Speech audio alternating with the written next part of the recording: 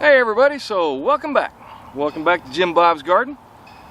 So today I found myself with a bare spot in my garden. This used to have some broccoli growing in it that all died back, and then here we had a jalapeno pepper which never survived. It was supposed to have been right here, and then over here this is a dead basil. This is a sweet basil that did not survive. And of course I got a few weeds here and there, though the mulch has done a pretty good job of keeping the weeds down in this area. But I want to do something different. You know, the best mulch is living plants. So it's getting to be that time of year where I can start planting some various other vegetables, the cool weather crops. So in this area, my intention is to plant some spinach, and I'm going to plant some probably some chard, and maybe a few other things. I haven't really decided yet, but first things first, what I'm going to do is I'm going to take all this mulch and I'm going to put it up against my tomato plants. Now if you see here, this is a volunteer tomato. I did not plant it. I am not sure how it got there, but it is here, and so I put a tomato cage around it, and we're going to see how long it lives. It didn't cost me anything. Oh, cricket. Hey, cricket. It didn't cost me anything to grow it, so let it go. I've even got a tomato back over here, which you probably can't see. Maybe I'll show you here in a little bit. Oh, and a butterfly. Hello, Mr. Butterfly. How are you? Check him out. Nice little monarch. All right, so let me get this cleared up, and then we'll get to doing something. I haven't decided what, but I just don't want this bare spot anymore. All right, let's get to work.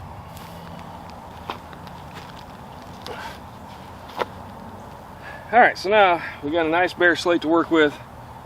So I'm gonna tuck some of these tomato plants up inside of here. Hopefully get them to stay inside their cages. Well, maybe not. Probably be another week before I can do that. And then this dirt is kind of dry, friable. There is some moisture a little further down, but not a lot. So what we're going to do is I'm going to get some compost. I'm going to lay some compost down in here. I'm going to mix it in real good, and then we'll get to planting. All right, so let's do that. All right, so we're out here in the compost bin. I want to show you something I've done. You look, what I have here, hopefully we get some focus on that. That's a little bit of charcoal, and I burnt some wood up, and I got all this charcoal there. And the idea is that this has now become biochar. It's been in my compost for a couple of weeks now, and I did soak it in some compost tea beforehand. And what I'm going to do is I'm going to take some of this compost, put it in a bucket, and then I'm going to use that for fertilizing that area. All right, so first thing I'm going to take off the top layer.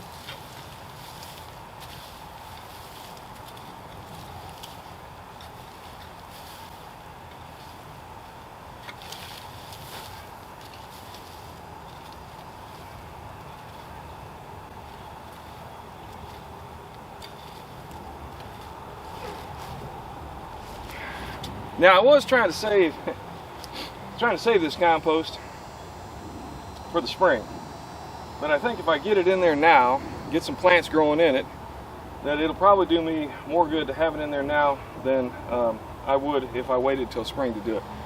So I got the top layer off, because the top layer is the more dry, the less composty compost. It doesn't have as much bacteria and such in it. So let me get some of this in the barrel, or in the wagon.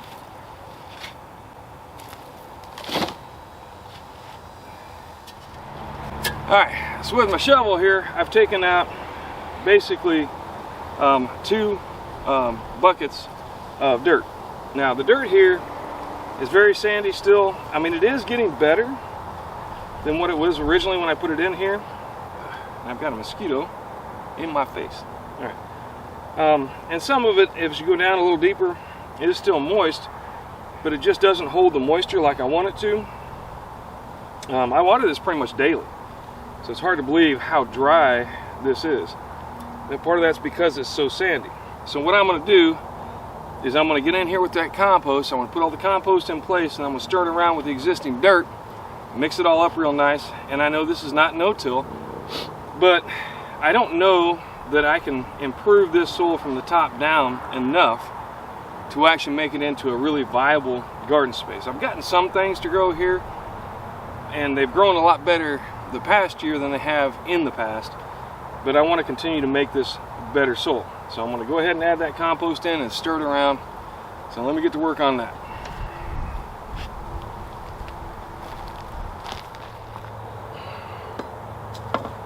Now for this job, I got two tools. I got this one here, which is basically a claw on a stick. I think it's called a cultivator. I like to call it my hooker. And then my hoe, just a regular old garden hoe. All right, now you can get in here and dig around with your hands and try and mix this in, but that's going to be a lot more labor intensive than what I want to do. I could probably get my rototiller in here and till it up, but it's pretty tight spaces, and I don't want to kill the pepper plants. As you can see, I've got all kind of peppers growing over here, and my tomato plants. So I think it's going to be much better to do this by hand with my little cultivator or my hooker. All right, because it's got a hook. And we're just going to get in here and stir. Now you're going to get some of the roots from the other plants, and that's okay. We're just going to try and bury them back down in there. And then this will help preserve what life there is left after I removed the existing soil, whatever's left in the soil that's there. This will help to preserve that life and feed it, along with providing some nice nutrient-rich soil for the plants that I'm fixing to plant. Another thing is, when I get down here to the deeper parts, now I have not really cultivated this soil in a long time, but like it's hard to get my finger down in there. So I mean, not as hard as clay soil and such, but that's also going to be hard for the plants to get the roots down into. So I want to get this stirred up to a good extent and loosened up so that the plants don't have to work as hard to get root systems going. And I know a lot of you right now are saying, man, you're not supposed to disturb your soil. That's bad. Well, I think I put it rather eloquently in my last video about the rules of my garden. Basically, it's my garden, my rules. And I believe that in the end, this is going to be much better for my garden.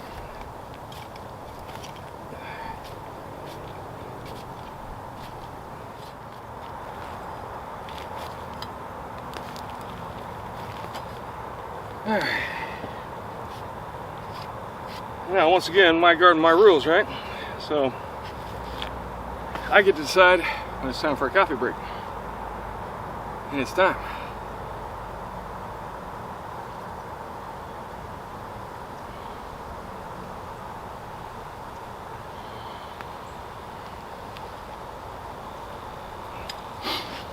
All right, then I'm gonna use my hoe, kind of smooth things out, break up whatever chunks are still left,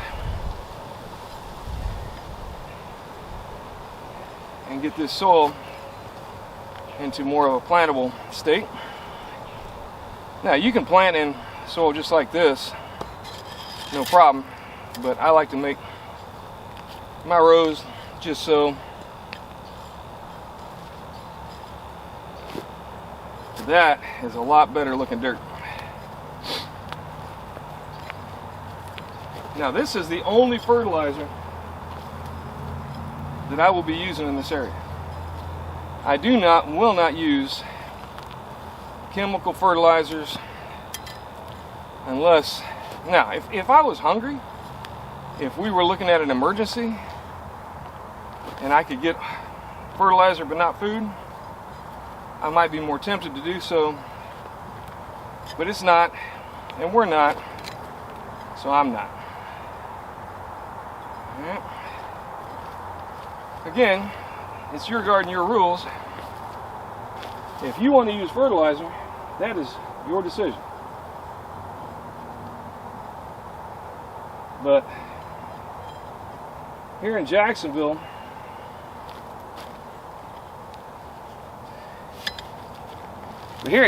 very recently, we've had an issue with the river here in town where we have had toxic algae in the river downtown. Now, everything I have read or seen about toxic algae is it's a direct result of too much nitrogen in the water. Where does that nitrogen come from? It's a bunch of people who are using chemical fertilizers, mostly in HOAs and high dollar areas where it's very important to have a beautiful lawn.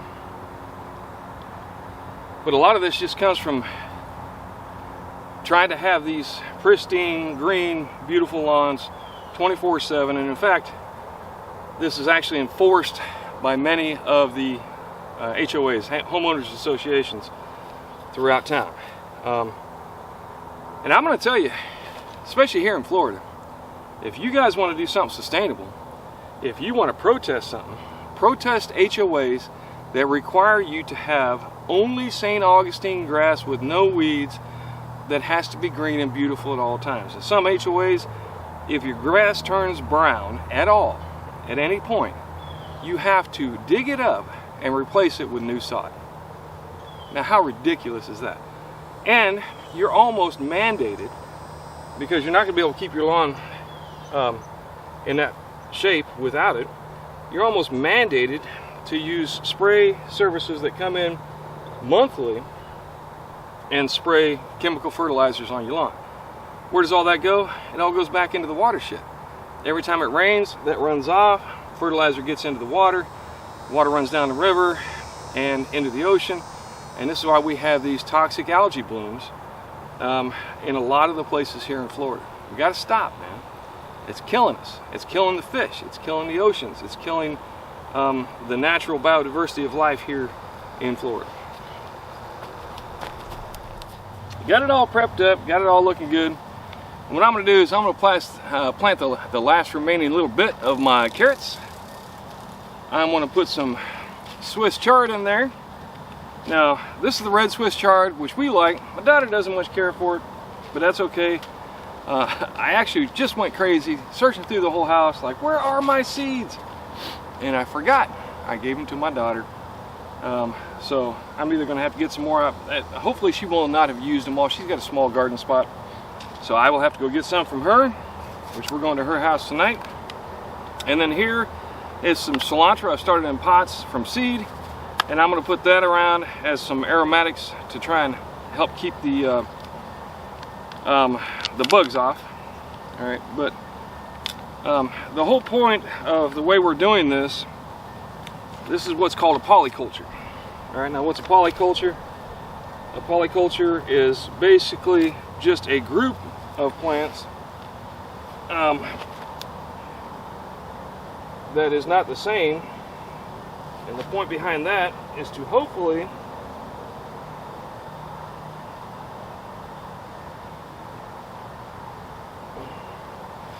confuse the pests and to oops, that's a weed. I don't need the weeds. Like I said, the whole point of the polyculture is to confuse the pests and hopefully keep them from munching too badly on the things that I'm trying to plant and get going in here that are actually the food plants. Now, when it comes to carrots, always before, what I've done is drug my finger in a very short line and just sprinkled basically the seeds in there. What I'm going to do this time is I'm going to do kind of a spread. And I saw this on another YouTube channel. And I thought, you know, that's a good idea. So I'm just going to kind of smooth out a spot. Because carrots don't take a lot of soil on top. And in fact, a lot of people just sprinkle them directly on the dirt and then just water them in. Alright, now, one thing about carrots is they're very fine seeds, so you don't want wet hands when you're planting them. And I don't have a lot of seed left anyway.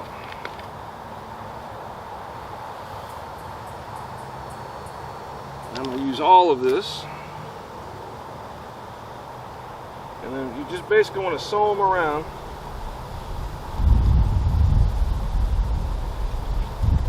The idea being that you'll get multiple carrots growing in the same general vicinity along a band.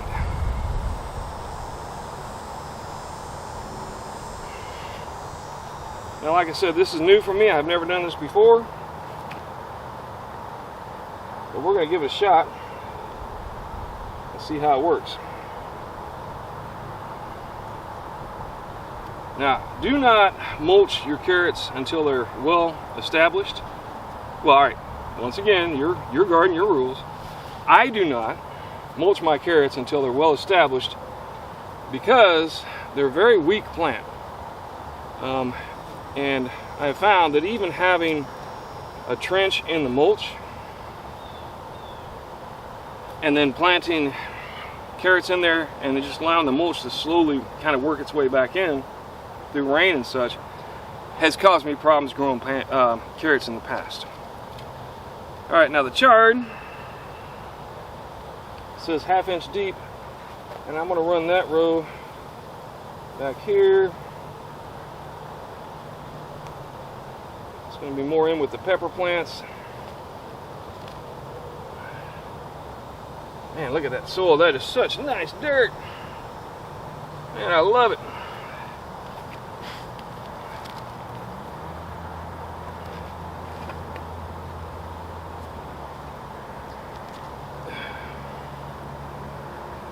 Alright. And then it says about 1 foot apart. So I'm going to plant them probably about, oh, I don't know, every 4 to 6 inches or so. Better to have too many than not enough. And you can always come back and pull out, you know, thin them down essentially.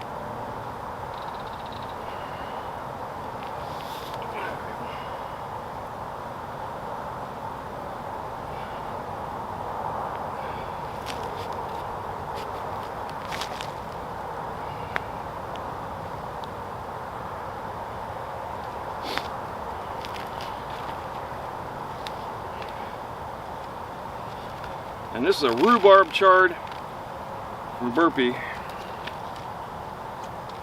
which I'm going to be honest with you, I have not been impressed recently with Burpee seeds. Now, Burpee seed is like one of the main seed distributors at most of your box stores, grocery stores, Walmart, and so on.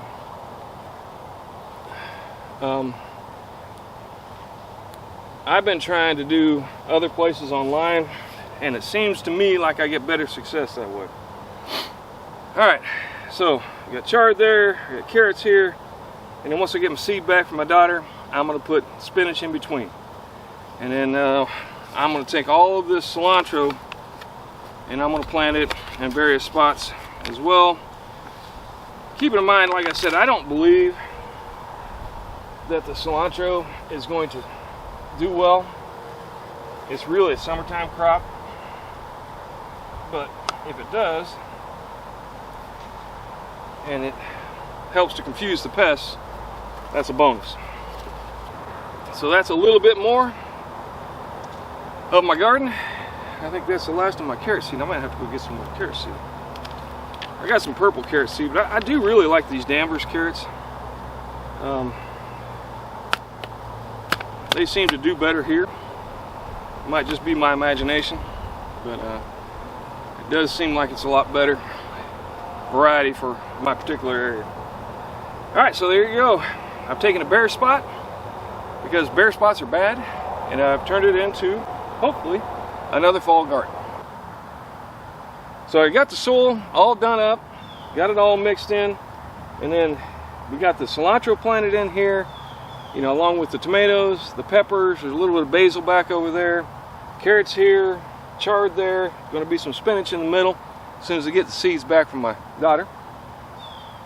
Now all of that should help really fill this space in with a lot of green growing material up until it freezes, and even beyond that. Hopefully the chard should survive a frost, the carrots should survive a frost, the tomatoes and peppers probably will not continue to grow. I mean, they'll come back again next year if we leave them. But either way, that should provide me with a nice living mulch to cover this particular area of the garden that was sitting bare with nothing but a little bit of you know, the grass clipping mulch on top of it. You combine that with the amount of charcoal and compost that I put into this, this should hopefully be a very fertile patch of soil to grow in for many years to come. All right. The key really is getting that life back into the soil, as much life as possible. All right, so that's what I got going on today. Got some more stuff planted, more in my fall garden that'll hopefully continue all the way through the winter and continue to provide me food for basically next to nothing. All right, so thanks once again for stopping by. Do me a favor, like and subscribe, and most importantly, grow something. You got a bare spot in your garden, fill it. All right, put something in it. There's plenty of things that'll survive down here in Jacksonville through the winter. So give it a shot, see what you can grow, and I think you'll be happier in the end for it. All right, y'all take care and come back and see me.